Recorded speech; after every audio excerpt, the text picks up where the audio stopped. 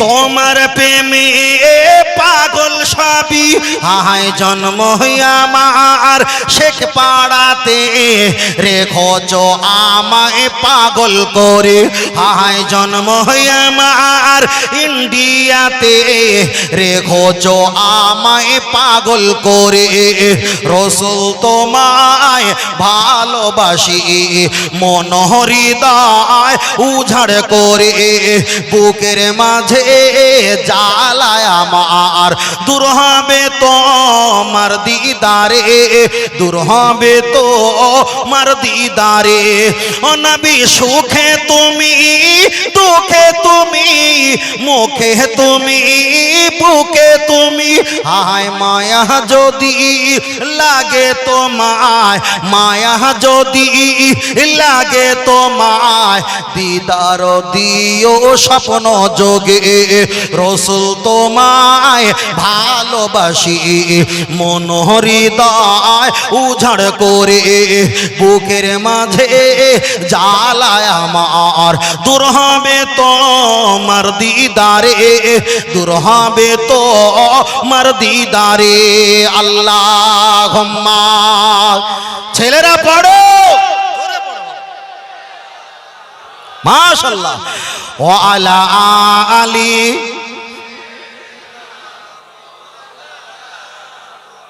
সাল্লাল্লাহু আলাইহি ওয়াসাল্লাম। তাহলে আমরা যেগুলো বলছি আমাদের উদ্দেশ্য কি? পাপের থেকে বাঁচার জন্য, পাপের থেকে বাঁচার জন্য। কে ভাইপো, কে ভাই, কে চাচা, কে বাপ, এর অপেক্ষায় ভালোবাসতে হবে কাকে? নবীকে। নবী বলেছে মি ওয়ালাদিহি ওয়া ওয়ালাদিহি, তোমার বাপ মা তোমার ছেলে মেয়ে, আওয়ালাহুম অর্থ টাকা পয়সা, আনফুসাকুম নিজের জীবন জৈবনের অপেক্ষায়, লা ইউমিনু আমাকে বেশি না ভালোবাসতে পারলে ইমানদার হতে পারবা না। আমি নবীর হাদিসটাকে বেশি ভালোবাসবো, নবীকে ভালোবাসবো। বাপ বলবে বিয়েতে টাকা লাও, মা বলবে লাও, বন্ধু বলবে কত হুজুরের ছেলে নিয়ে তুমি নাও, আত্মীয় বলে কত বক্তা হুজুরের ছেলে টাকা নিচ্ছে তুমি নাও, মামা বলবে কচি টাকা নাও, কিছু নাও, একটা বাইকটা নাও, সবাই বলবে নাও নাও নাও। সবার অপেক্ষায় ভালোবাসতে হবে কাকে? নবীকে। নবী বলেছে নামাজ হবে, এরা আমাকে বলবে না কেন, এরা আমাকে জাহান্নামে দিতে চাইবে। কিন্তু কোনো টুপিওয়ালা, দাড়িওয়ালা, কোনো আলেমওয়ালা, কোনো পীর মাশায়েখওয়ালা, কোনো নবীওয়ালা ব্যক্তি আপনাকে জাহান্নামে দিতে চাইবে না। ফের বলছি, যারা শ্বশুর বাড়ি থেকে বাইক নিয়েছো, জুম্মার নামাজ পড়তে বাইক নিয়ে যাও, 5 ওয়াক্ত নামাজ পড়তে বাইক নিয়ে যাও, ঈদের নামাজ পড়তে বাইক নিয়ে যাও, আল্লাহর কসম করে বলি ওই গাড়িতে বসে নামাজ পড়তে গেলে নামাজ হবে না। নামাজের ভিতরে বাইরে কটা ফরজ? 13টা ফরজ। কটা ফরজ? 13টা ফরজ। তার ভিতরে জায়গা পাক হওয়া ফরজ, জায়গা পাক হওয়া ফরজ।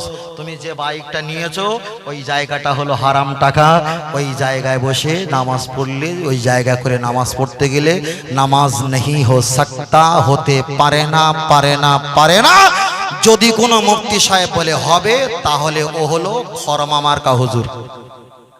সোজা কথা, সোজা কথা, নামাজ হবে না।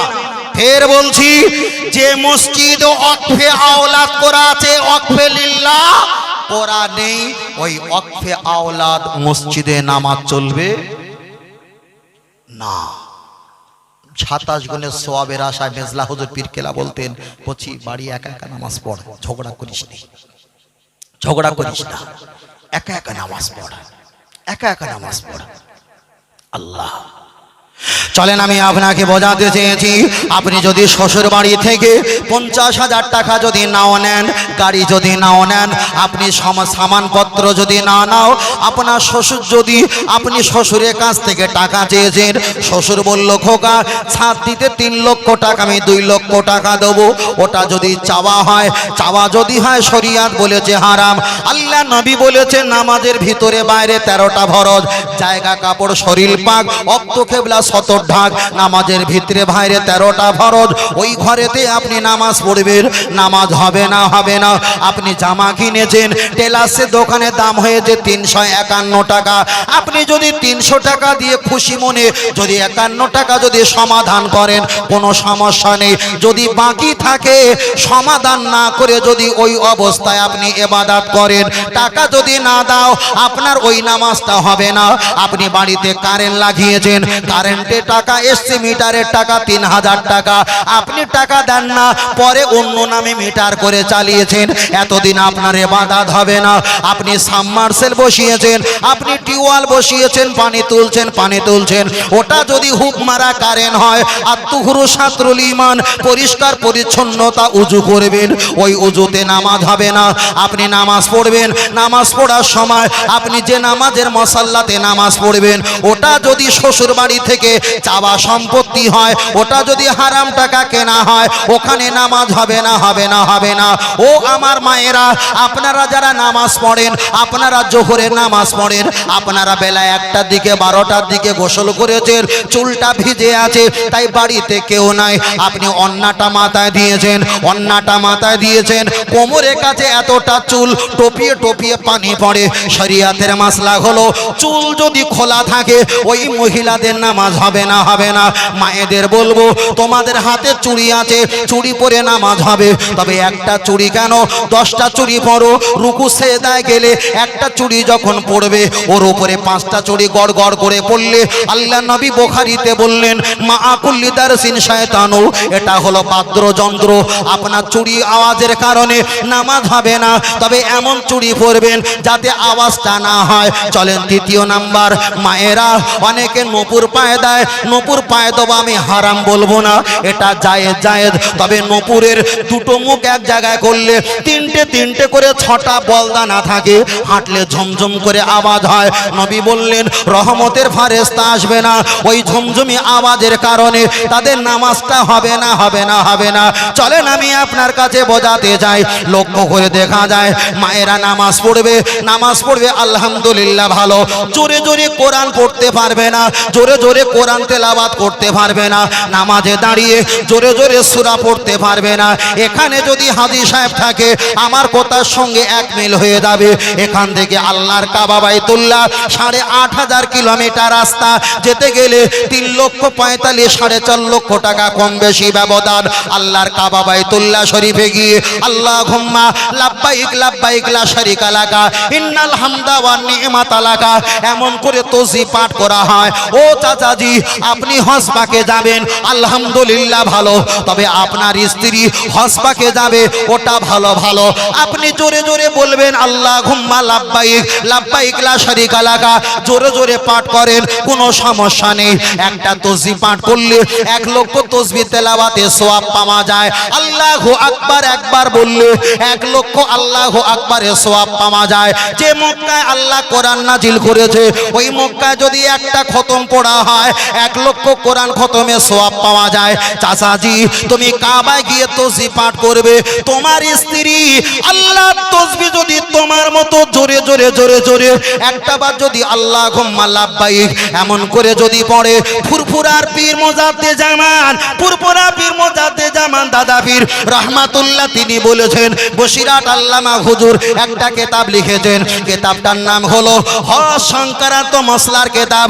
ওই বইতে হুজুর আমার বলেছেন, চাচাজি তুমি কাবা শরীফে গিয়ে জোরে তাসবিহ পাঠ করবে, কিন্তু তোমার স্ত্রী যদি তোমার মতো কণ্ঠ দিয়ে আল্লাহ তাসবিহ যদি পাঠ করে, গল্প নয়, হাসি নয়, ঠাট্টা নয়, ইয়ারকি নয়, কোনো হাসি তামাশা নয়, আল্লাহ তাসবিহ যদি একটা বার জোরে পাঠ করে 30 পারা নারুন হাবিয়া, তোমার স্ত্রী জিহ্বাটা নিয়ে হাবিয়া নামীয় জাহান্নামে আমার আল্লাহ পুঁতে দেবে। তাহলে যে কাবায় আল্লাহর কোরআন নাজিল, যে কাবায় লক্ষ নবীদের আগমন, যে কাবায় 1 রাকাত নামাজ পড়লে 1 লক্ষ রাকাতে সওয়াব, যে কাবায় একবার তাকালে 120টা রহমত, যে কাবায় 13 জায়গা দোয়া কবুল হয়, ওই কাবা শরীফে আপনার স্ত্রী গল্প নয়, হাসি নয়, ঠাট্টা নয়, আল্লাহ তাসবিহ যদি জোরে পাঠ করে, আর জোরে পাঠ করার বিনিময়ে সামনে পিছনে ডাইনে বাঁয়ে পৃথিবীর অগণিত অপুরুষ ব্যক্তি আছে, ওরা যদি কণ্ঠ শুনতে পায়, এর জন্য আপনার স্ত্রীর জিহ্বাটা টেনে নিয়ে জাহান্নামে পুঁতে দেওয়া হবে। ও আমার চাচিরা, আমি আপনাদিগকে একটা কথা বলি, আপনারা মোবাইলে কথা বলেন, আপনারা মাথা দেখেন, আপনারা ওখন দেখেন, বাড়িতে হাসি ঠাট্টা করেন, এটা হলো কাবিরা গুনাহ। আল্লাহ নবী বসে আছেন, আম্মা জানেরা বসে আছেন, একটা সাহাবা হেঁটে আসছে, আইদিয়াকুম হাতে আছে একটা লাঠি। নবী বললেন, ও আমার বিবিরা, মেয়েরা তোমরা ঘরে চলে যাও। আল্লাহ নবীকে বললেন মা জাগনাতু ইয়া রাসূলুল্লাহ, উনি তো কানা সাহাবা, উনি তো দেখতে পায় না। নবী বললেন ও আমার সাহাবা, এদেরকে তুমি দেখতে না পেলে কিন্তু আমার বিবি তুমি তো দেখতে পাও, ওটা তোমাদের পর্দা, তোমরা ঘরে চলে যাও। আমি আপনার কাছে বোঝাতে চেয়েছি আমাদের সমাজে এমন কিছু নারীরা আছে বিয়ে বাড়িতে যাবে, ওরা সাজগোজ করে।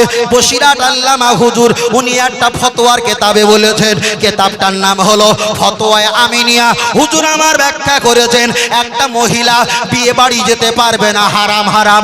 ভক্তরা জিজ্ঞাসা করলেন হুজুর বিয়ে বাড়ি মহিলারা যাবে না, এটা হারাম কেমন হতে পারে? বসিরহাট হুজুর জবাব দিয়ে বললেন যে মেয়েটার বিবাহ হয় উনি যতটা না সাজগোজ করে, যেসব মহিলারা বিয়ে বাড়ি যায় প্রতিযোগিতামূলক আরো বেশি সাজগোজ করতে হয়। হুজুর আমার বলেছেন ওই জন্য হারাম। আন্নাল মারআতা ইজা বালাগাতিল মাহিদা লা ইসলিহা আইয়ুরা ইল্লা হাজা হাজা ও হাজা। হুজুর আমার বলিয়েছেন একটা মহিলার পায়ের কবজি, একটা মহিলার হাতের কবজি, একটা মহিলার এই পর্যন্ত তাও কান দেখা চলবে না, এতটুকু পর্যন্ত বাড়ির পরিবাররা দেখতে পারে। অন্য কোনো পরিবার দেখতে পেলে জাহান্নামে যাবে। শুধু মহিলা একা জাহান্নামে যাবে না, একটা মহিলা যদি জাহান্নামে যায় ওর বাড়ির বড় বাপ, ওনার নিজের বাপ, ওনার নিজের ছেলে, ওনার নিজের স্বামী, ওনার নিজের বড় ভাই, এই চারটে পুরুষকে জাহান্নামে টেনে নিয়ে যাবে। কেন? আল্লাহর নবী জানিয়েছে আর নিসা ও হাওয়ালাতি শায়াতিন, মেয়েরা হলো শয়তানের জাল। খবরদার ওরা ভালো ভালো ভালো, তবে শয়তান ওদের দিয়ে বাঁদরামো কাজটা চালিয়ে যায়। তবে নবী বললেন কোন মেয়েরা যদি গায়ে ফগ মেখে, সেন মেখে, খুশবু মেখে ভিটে থেকে যদি একটা বার বাইরে চলে যায়, নবী বললেন ও যেন পতিতালয়ে কাজ করে ঘরে ফিরেছে। আমাদের সমাজে মেয়েরা ওরা সেন খুশবু আতর মাখে না, মাখে না। রসুল একটা বড় হাদিস বলেছে, কেতাবটার নামটা কোনো খেয়াল আসছে না। রসুল বলেছে যেসব নারীরা ঘর থেকে বাইরে বার হবার পূর্বে গায়ে সেন আতর খুশবু ব্যবহার করে, পতিতলায় যেমন অকর্ম কুকর্ম করে বাড়িতে ফিরলে যেমন গোনা পাপ, ও যেন তেমন করেই বাড়িতে ফিরল। আমাদের সমাজে মেয়েরা এমন খুশবু, এমন আতর, এমন কিছু ফগ স্প্রে, মানে যখন স্প্রে আছে ব্যবহার করে না, করে না, করে তো। এত পরিমাণ ময়দা মুখে মেখেছে, এড়ে না বোক না লেস তুলো দেখ না, চেনা যায় না যে ওনার স্ত্রী না অন্য কারোর স্ত্রী। তবে আমাদের গ্রাম্য এলাকায় মেয়েরা আলহামদুলিল্লাহ অনেকে ভালো, অনেকে ভালো, অনেকে টিকটক করে। বাড়ি খাওয়া হয় না, দেয়ালগুলো কুকুর বিড়াল পার হচ্ছে, একটা ডাল একটু ভালো করে প্লাস্টার করে, ভালো করে পুট্টি করে সেই ডালটা একটুকুনি প্লাস্টিক লাগিয়ে সেখানে স্বামী আর স্ত্রী কুদুমি করে ভিডিও করছে, ঠিক না বেঠিক? আর পিছনে সব ঠাকুরের মতো পিছনে বাঁশ দেওয়া, কথা বলছেন না? পায়খানা করছে তাও দেখে, দেখো দেখো আমার ছেলে হাগু করেছে, তা আমার বাবার কি হয়েছে? আবার বলছে দেখো তোমার দাদা বাজারে গিয়েছিল, একটু নিয়ে এসছে, কি কি নিয়ে এসছে সব আমি খুলে দেখাবো, সব খুলে দেখাবো। আল্লাহু আকবার।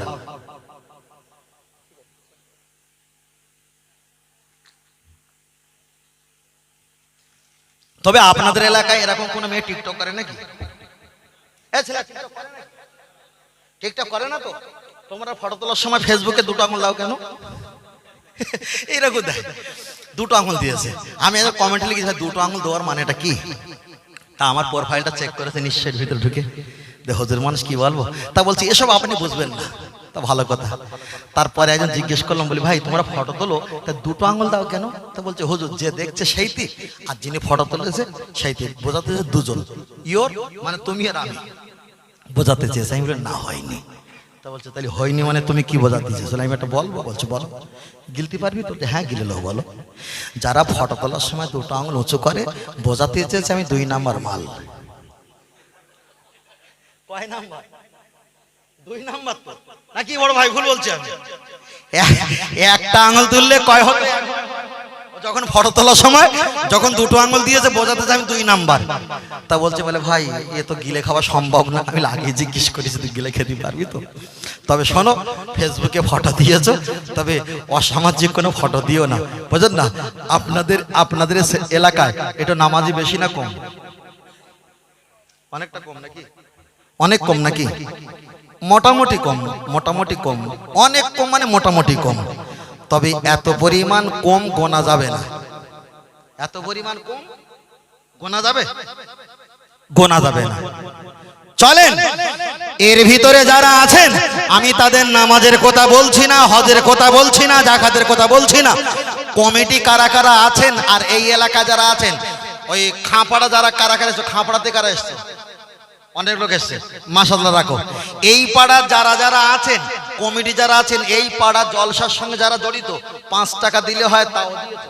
কারা কারা যুবক ছেলেরা একটু হাত তোলেন দিন দেখি, কারা কারা একটু আছেন?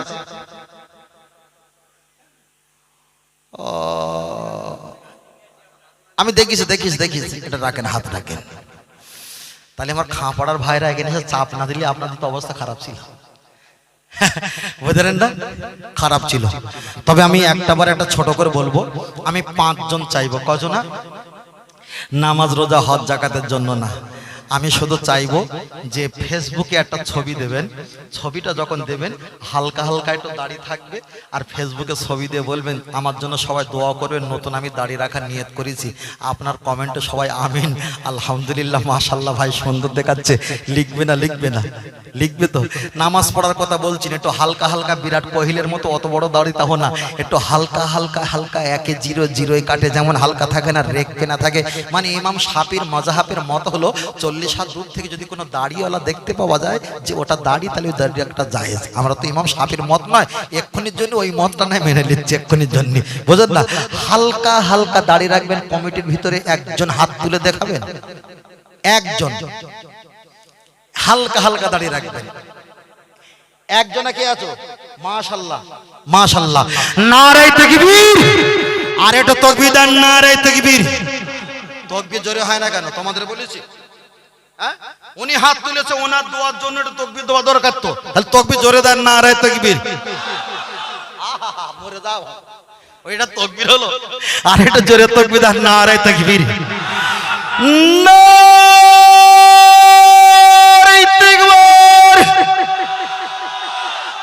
দ্বিতীয় নাম্বারে একজন হাত তোলেন।